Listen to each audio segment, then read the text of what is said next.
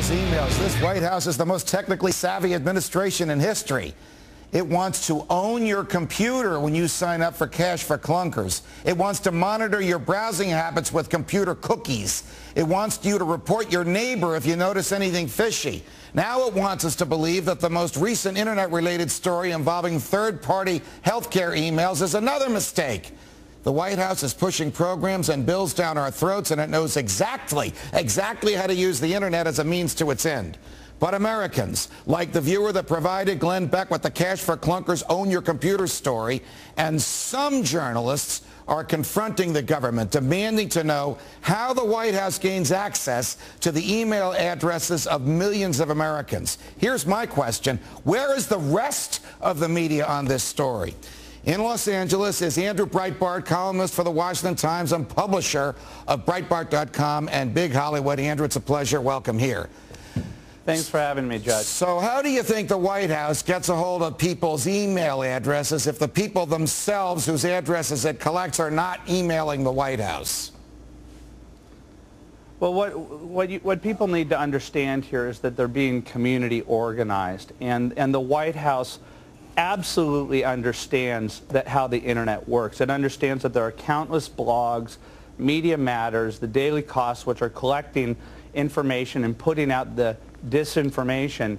What the White House wants to do is to create a hierarchy of who its enemies are, and every week or periodically they meet with the netroots, and the netroots acts as an action gang that can go out there and attack the enemies of the president and attack the enemies, the people who would attack his plan. So it is vital for this White House to find out who its enemies are, and then to sick its gang of netroots people on the American people. I remember President Richard Nixon forming an enemies list about which he boasted to David Frost after he had resigned the presidency. And I also remember the Congress and President Ford signing the Privacy Act shortly after Richard Nixon left office, which made the president or anyone in his name, made it unlawful for the president or anyone in his name to compile an enemies list. Does this, do these folks that are doing this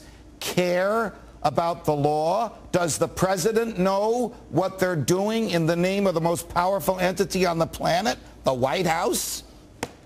Well, there's plausible deniability here.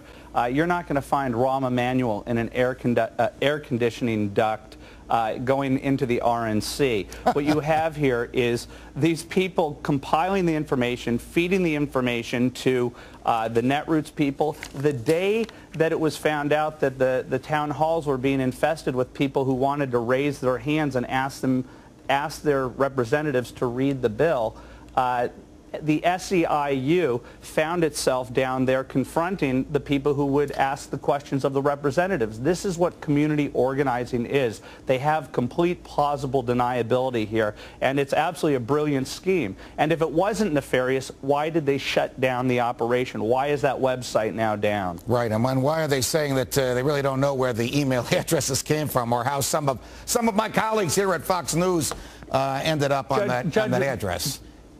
Can I make one point here as well? A few weeks ago, the Justice Department refused to indict and to prosecute these two thugs, these two Black Panthers who outside of a polling place were standing there armed. Right. That sends a direct message to the netroots people out there. Don't worry, this administration has our back. Those people that would community organize on behalf of the president and his initiatives will be protected. All right, Andrew, it's very key, the story you just mentioned, because there's a thread between the failure to prosecute those goons in Philadelphia and what the White House is doing now. And the word is intimidation. I mean, the Supreme Court of the United States has ruled countless times freedom of speech requires breathing room, because sometimes what you say enlightens people, sometimes what you say offends people. So the government is not allowed to be in your face before you say it. Question, you're a journalist. Would the average person, not you or me, but the average person who's about to criticize the president think twice if they feared their name would end up on an enemies list?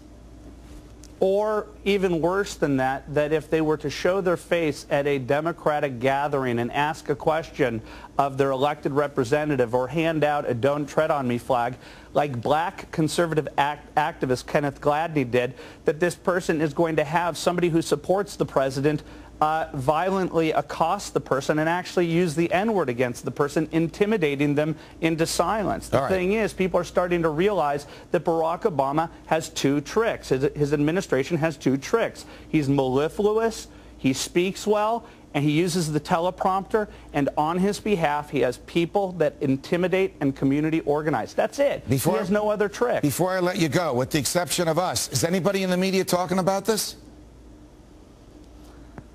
They're going to be forced to, and I would say that the media needs to start investigating the original community organizers, Acorn, to see what these people are up to with the billions of dollars of stimulus that have been directed to them. Got it. Andrew Breitbart, thanks for joining us.